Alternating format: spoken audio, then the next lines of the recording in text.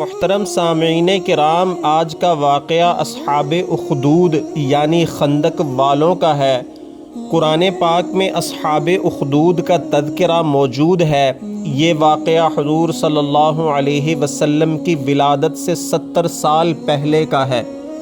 حضرت عیسیٰ علیہ السلام پر ایمان لانے والے ان عیسائی مظلوموں کا ہے جنہوں نے ایمان کو نہیں چھوڑا، حتیٰ کہ ان کو آگ والی خندقوں میں زندہ جلا دیا گیا۔ امام مسلم رحمۃ اللہ علیہ روایت کرتے ہیں کہ یمن کا ایک ظالم بادشاہ تھا جس کا نام ذو نواس تھا۔ اس کے دربار میں ایک جادوگر تھا۔ جب وہ بوڑھا ہو گیا تو ایک دن اس نے بادشاہ سے کہا، میں اب بوڑھا ہو گیا ہوں، مرنے کا وقت قریب ہے، اس لیے میری خواہش ہے کہ آپ کوئی چالاک اور عقل مند لڑکا میرے حوالے کریں تاکہ اس کو اپنا یہ فن سکھا کر اپنی زندگی میں کامل بنا دوں۔ چنانچہ بادشاہ نے ایک لڑکا اس کے سپرد کر دیا اور اس نے جادوگر سے جادو سیکھنا شروع کر دیا۔ بادشاہ کے محل اور جادوگر کے مکان کے درمیان ایک راہب کی جھونپڑی تھی۔ ایک مرتبہ لڑکا اس راہب کے پاس چلا گیا۔ راہب سچا پکا عیسائی مذہب کا پیروکار تھا۔ راہب نے لڑکے کو عیسیٰ علیہ السلام کے دین کی تعلیمات سے روشناس کرایا۔ لڑکا خفیہ طور پر مسلمان ہو گیا اور عیسائی مذہب کا پیروکار ہو گیا۔ ایک عرصہ تک لڑکا اس راہب کے پاس خفیہ طور پر جاتا رہا۔ ایک دن لڑکے نے دیکھا کہ راستے میں کوئی درندہ یعنی شیر وغیرہ کھڑا ہے جس سے لوگ پریشان ہیں۔ لڑکے نے سوچا کہ یہ جادو اور ایمان کی آزمائش کا بہترین موقع ہے۔ اس نے ایک پتھر اٹھایا اور کہنے لگا، اے خدا، اگر تیرے نزدیک اس راہب کا دین سچا ہے تو میرے اس پتھر سے اس جانور کو ہلاک کر دے۔ یہ کہہ کر اس نے جانور کو پتھر مارا جس سے وہ جانور ہلاک ہو گیا۔ لوگوں میں یہ دیکھ کر مشہور ہو گیا کہ اس لڑکے کو کوئی عجیب و غریب علم آتا ہے۔ یہ سن کر اس لڑکے کے پاس اندھے اور کوڑ وغیرہ میں مبتلا لوگ آنے لگے۔ وہ لڑکے کی عجیب و غریب کرامت کو دیکھ کر اس سے شفا کا کہتے۔ لڑکا ان سے کہتا، شفا دینے کا کام اللہ وحدہ لا شریک کا ہے، اگر تم ایمان لے آؤ تو میں تمہارے لیے دعا کروں۔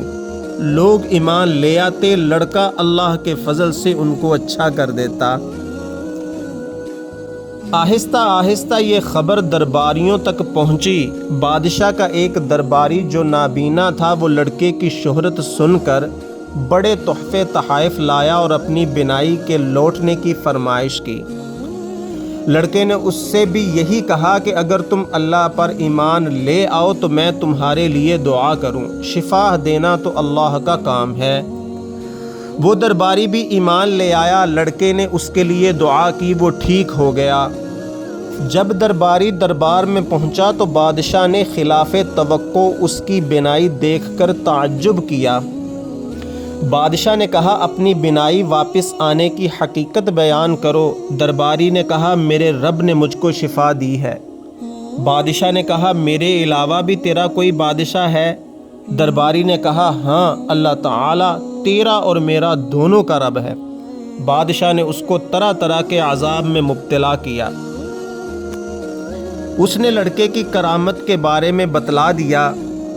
بادشاہ نے لڑکے کو بلایا اور اس سے کہا، بیٹا، مجھے معلوم ہے تو جادو کے ذریعے اندھوں کو بینا کر دیتا ہے۔ لڑکے نے کہا، مجھ میں یہ طاقت کہاں، یہ تو اللہ تعالیٰ کے شفا دینے سے شفا پاتے ہیں۔ بادشاہ نے کہا، تو کیا میرے علاوہ بھی تیرا کوئی رب ہے؟ لڑکے نے کہا، ہاں، وہ خداوند یکتا میرا اور تیرا دونوں کا رب ہے۔ بادشاہ نے لڑکے کو طرح طرح کی سزا دلوائی۔ لڑکے نے راہب کا واقعہ سنا دیا۔ بادشاہ نے اس راہب کو بلایا اور اس کو آرے سے چروا کر شہید کر ڈالا اور لڑکے سے کہا، تو یا تو راہب کے مذہب کو چھوڑ دے ورنہ راہب کی حالت تیرے سامنے ہے۔ لڑکے نے کافر ہونے سے انکار کر دیا تو بادشاہ نے حکم دیا کہ اس کو پہاڑ کی چوٹی پر لے جا کر وہاں سے گرا کر ہلاک کر دو۔ جب سرکاری آدمی لڑکے کو پہاڑی پر لے کر چڑھے تو لڑکے نے دعا کی، الہی تو ان لوگوں کے مقابلے میں میرے لیے کافی ہو جا۔ چنانچہ اسی وقت پہاڑ پر زلزلہ آ گیا، سرکاری آدمی گر کر ہلاک ہو گئے اور لڑکا صحیح سالم بچ کر واپس آ گیا۔ بادشاہ نے لڑکے کو دیکھا تو پوچھا، تیرے ساتھ والے آدمی کہاں گئے؟ لڑکے نے کہا، اللہ تعالیٰ نے ان کی مدد نہ کی۔ بادشاہ نے غصے میں آ کر اس کو دریا میں غرق کرنے کا حکم جاری کر دیا۔ یہاں بھی وہی معاملہ پیش آیا، جو آدمی لڑکے کو لے کر گئے تھے سب کے سب ڈوب کر ہلاک ہو گئے اور لڑکا صحیح و سالم بچ کر آ گیا۔ لڑکے نے بادشاہ کے پوچھنے پر پھر وہی جواب دیا اور کہا، بادشاہ تو مجھ پر کبھی کامیابی حاصل نہیں کر سکتا، البتہ میں تم کو اپنے مرنے کی ایک ترکیب بتلاتا ہوں۔ تو تمام لوگوں کو ایک میدان میں جمع کر اور مجھے ایک درخت پر سولی چڑھا اور میرے ترکش سے ایک تیر نکال کر بسم اللہ رب الغلام پڑھ کر مجھے تیر مار دے، میں تب ہی مر سکتا ہوں۔ بادشاہ نے ایسا ہی کروایا، شہر کے تمام لوگوں کو جمع کر کے لڑکے کو سرعام درخت پر سولی دلوائی اور ایک تیر پر بسم اللہ رب الغلام پڑھ کر لڑکے کو تیر مارا گیا تو لڑکا جاں بحق ہو گیا۔ جب لوگوں نے یہ نظارہ دیکھا تو سب لوگ ایمان لے آئے اور کہنے لگے، آمنا برب الغلام۔ درباری نے بادشاہ سے کہا، یہ لو، جس چیز کا خوف تھا آخر وہی ہو گیا۔ پہلے تو کوئی مسلمان ہوتا تھا، اب تو بے شمار لوگوں نے اسلام قبول کر لیا۔ بادشاہ نے غصے میں آ کر خندقیں کھدوائیں اور حکم دیا کہ ان میں خوب آگ دہکاؤ اور پھر لوگوں کو جمع کرو اور ان سے کہو کہ اسلام سے پھر جائیں ورنہ خندق میں جلا دیے جائیں گے۔ سب لوگوں نے استقامت کا ثبوت دیا اور مذہب اسلام سے پھر جانے سے صاف انکار کیا۔